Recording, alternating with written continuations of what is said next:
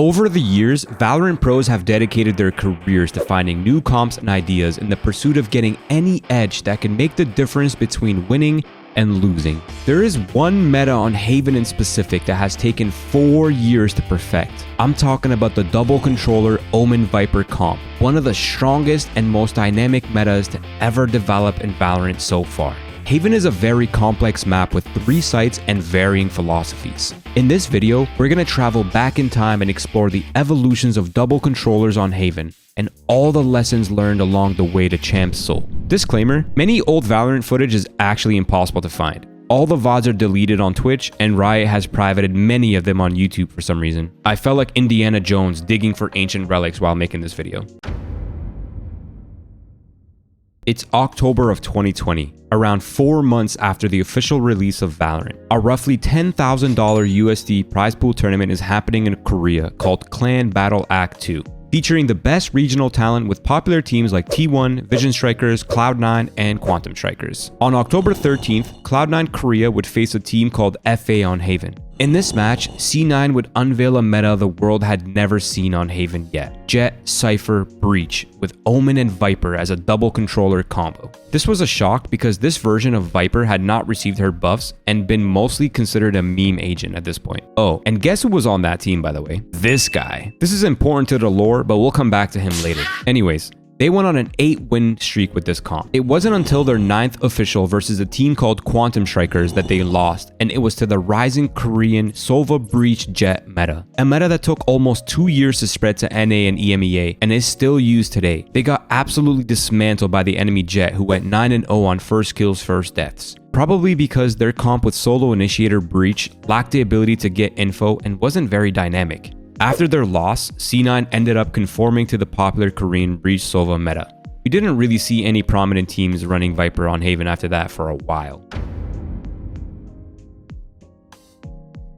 On March 30th of 2021, Riot drops one of the most meta-defining patches, patch 2.06. This is where Viper gets the Giga Chad buff, allowing her wall and smoke to instant decay for 50 HP. There were also several patches prior to this one where Riot tried to force Viper into the meta, but it was this patch that really solidified her dominance in Valorant for years to come. She became very popular on many maps, but hadn't made her return to Haven just yet. That is until April 29th, 1 month later. These two teams coincidentally brought Snake Lady back on the same exact day in 2 completely different regions. Interestingly enough though, they had 2 completely different spins on the comp.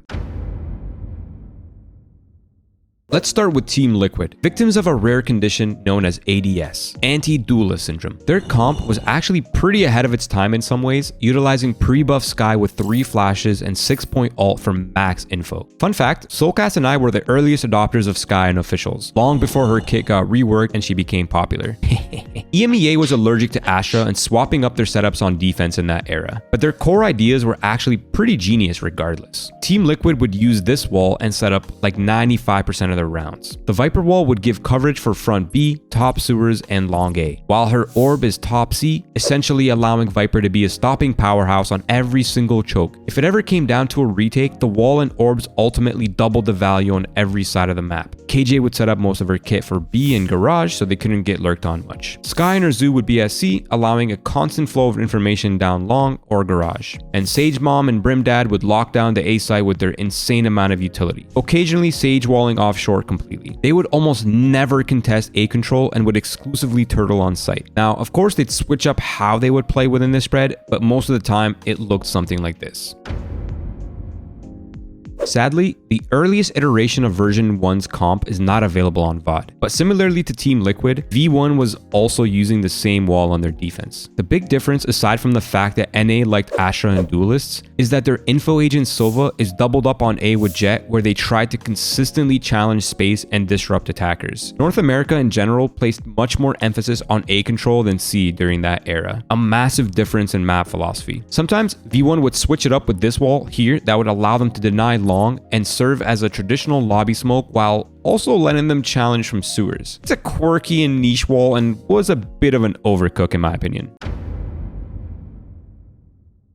This is where the map philosophy between the two regions really shows. Team Liquid used this long seawall exclusively. Jump spotting was, and still is, a very easy way to get long sea info. This would make it extremely awkward since the decay and spam could be insta-death. It also has the added value to help Team Liquid scale and gain space on site by cutting off a lot of the crossfires, specifically from garage, logs, and backside. Probably helped them a lot since they had no jet or raise to break the chokes. How did they deny info on A, Roy? They brim smoked it. It wasn't ideal and was a big flaw in their approach to the map, especially since the defense opera could deny all the A space from sewers quite easily. Version 1 had the better attack-sided util for the most part in my opinion. They placed this wall which put more emphasis on denying A info. The wall would act as the meta cipher cage or jet smoke that teams did to hide whether they've crossed into sewers or not, essentially countering what is undeniably the strongest line on this map for the defenders. I'll circle back to this in a minute though. In addition to info denial, this wall would double as a cross smoke to get into these lurk positions, and it would triple as an exec smoke should they end A site. Sometimes they'd switch it up with this C rush wall, which looks great in theory, but in reality it was very obvious sign that V1 was switching up their game plan and rushing C. These switch walls were kinda troll, but fortunately for V1, Valorant was still pretty young back then and teams were quite smooth-brained. Another point too is that Viper's max value comes from being able to continuously use her walls and smokes to deny information and keep the defenders spread out. Roy, who do you think played this comp better, Team Liquid or version 1? Like I mentioned before, V1 was a little more in tune with the fact that the A side of the map was much more important on Haven. Whoever owns the A space essentially owns the map. Liquid's game plan on defense and attack was to stay on sites and turtle with all of their utility. This was great in EMEA because teams had no dive or way to bypass the stall util, but unfortunately other regions did. V1 had the jet to dive and Pulseman abused with 4 mollies between KJ and Viper and Astra Suck on a 12-second cooldown and 5 stars. Who's better? You judge for yourself. I think overall, version 1's ideas were more dynamic and took advantage of every broken mechanic in Valorant at the time. And it made sense that they absolutely bodied Team Liquid at Masters Reykjavik when they face each other on Haven. This comp might have denied way too much info because we didn't see the Viper comp on Haven much after this event. Sentinels winning Masters Reykjavik with double duelist Phoenix Jet derailed the meta for a while. Teams leaned heavily into variants of double info and flashes with Sova and Sky. Then Chamber came out, then Fade came out, and most teams swapped to this comp. It took several nerfs to Astra, Chamber, and Fade to eventually push them out of the meta on Haven. And that's when most teams in NA started shifting to the old and proven Korean Reach Jet meta, almost 2 years after it was popular in Korea. In early 2023, Loud had been abusing Pearl's Long B with a double controller comp they cooked up with Viper, Harbor, Sky, Jet, and KJ. They won their first 5 officials over a period of 2 months with this comp. I guess FURIA, another Brazilian team, had been very inspired by their ideas on Pearl and thought they could make it work on Haven. And boom, a new iteration of the double controller comp was born. Their defense Viper util looked pretty much the same as V1 and Team Liquid's back in 2021, except their Harbor would play A-Link, allowing a bunch of cool early walls. They would do walls like this to control bottom sewers and long simultaneously, alternating cooldowns with Viper or doubling it up for that extra stopping power. Or this wall to control B and garage early. These are kind of cool and all for the A side of the map, but unfortunately for FURIA, the C side existed and Fnatic absolutely abused it against them in their match. Oh, and their attack Viper util was a combination of Team Liquid's C wall and version 1's A wall. They'd use Harbor to push wall top C or long A, bricks to deny info. Despite their cool ideas, they weren't really having much success on Haven with this comp, until Loud said, now children, let me show you how Daddy does it. They decided to run the comp they created on Pearl on Haven 2 and went on a huge winning spree with it. But believe it or not, they ran it mostly the same way that FURIA, Team Liquid, and version 1 did. I guess they were just better at the small intricacies. They did have some other random walls they'd run, but none of them really worth mentioning. That is, until May 19th. In their match versus Leviathan, they would finally show the world a really strong meta wall. I'm actually a huge fan of this wall in the current meta since it has so many practical use cases. The most obvious use is to be able to defend garage early and fall back to site. But it's also great at not allowing the attackers to get into the backside easily. A common tactic used by teams to allow the team to flood in to help what is usually a solo anchor. It just works really well with Viper's decay versus normal Omen smokes. Another really quirky benefit is that it creates a little pocket over here which lets the anchors dodge Sova recons or tuck should they feel overwhelmed. By June of 2023, most teams around the world were on what I'd consider the cookie cutter with Breach, Sova, Jet, or the Brazilian comp with Harbor and Viper, except for one team, the Guard, a team that liked to stick to their own style. 5 weeks leading into their Ascension run that qualified them into Riot's partnership league, they brought out a different double controller comp: Viper, Omen, Jet, KJ, and Sky. They are the team that would evolve this comp to its final form, at least on attack. Unlike version 1's wall, they used this wall instead. It's unironically 400 IQ. Since every team ran Sova on aided dart lobby, they crafted this wall to completely counter it. No matter where the Sova darted, here or there, they'd never know if the team or lurkers are making their way in. It's also a great counter to the Jet op, making it extremely awkward to lock down any lines. This is all perfectly displayed here on round 8 between the Guard and M80 in the grand finals of Ascension. Winner ascends to partnership, a slow start by the Guard. You can see Koala Noob trying to establish an op line but can't feel comfortable at all. Eventually, they make their way up sewers undetected and explode with their full kit. Once they're on site, it's extremely hard to retake because of the Viper Orb and spawn and counter mollies. An absolute masterclass. They won 11 rounds on their attack half on this map, snowballing them for the next 2 maps, defeating M80, and well, the rest is history. Oh, and also, they used the same tech on their defense that V1 and Team Liquid, FURIA, and Loud all did. By the end of Champs, the Brazilians and the Guard had converted a massive number of teams in North America, causing a divide in the meta between double controllers and double initiators with Breach.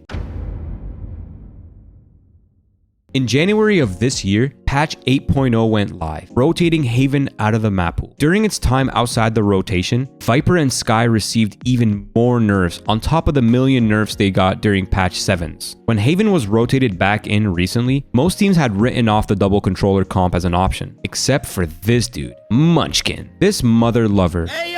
The original inventor of the double controller comp. We saw GEN.G returning to the Viper Omen comp and absolutely dismantling Sentinels with it. There aren't any crazy meta developments in the way GEN.G and the Guard played it, to be honest. They use all the same walls and utility. But unlike the Guard who uses the wall to abuse gaps as a team, GEN.G is completely willing to mix in solo lurks and take their timings, making them very unpredictable and versatile. In their match versus Sentinels, Munchkin opened up his lurks by having his team pressure the other sides of the map. We can see an example of this happening in their pistol round. His team goes to tap the spike on B. This usually pulls the extra players off of A and C so they can focus on defending the B site. Then they show the meta reaction of C splitting by having KJ show long C and the rest of the team making a stampede in garage. During the chaos, Munchkin takes his lurk timing up long, an unconventional lurk path since most lurks go up short, hence why John QT's down here. Munchkin does get blessed with timing and his team comes back to an open A site. They did this lurk idea in different ways 3 times versus Sen in their 9 rounds on attack. Cinema by GEN.G and Munchkin.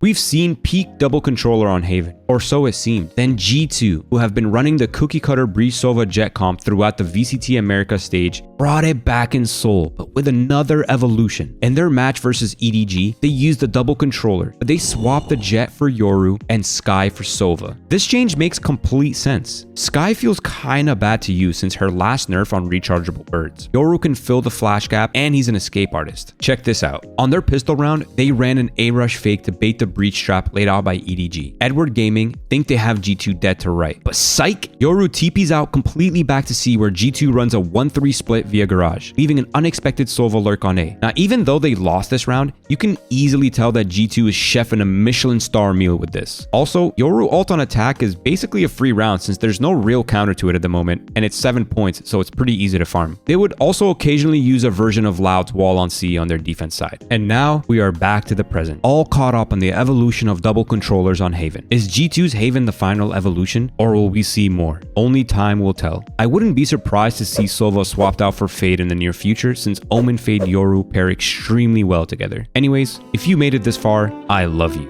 you silly little Valorant nerd. I hope you enjoyed this yap. I know I did.